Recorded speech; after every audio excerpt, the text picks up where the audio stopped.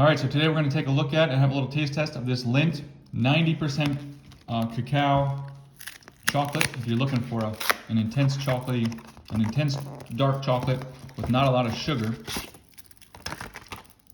this may be what you're looking for. It's wrapped in this aluminum foil.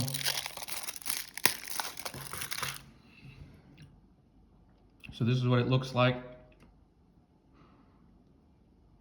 Let's hear it break.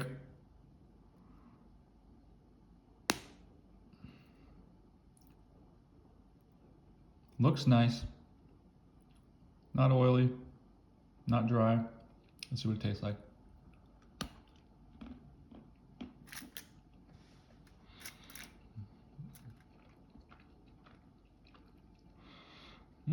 Definitely a very strong cocoa flavor. And not very sweet. But even though, there's not a lot of sugar or anything in it, it still has like a creamy, smooth texture.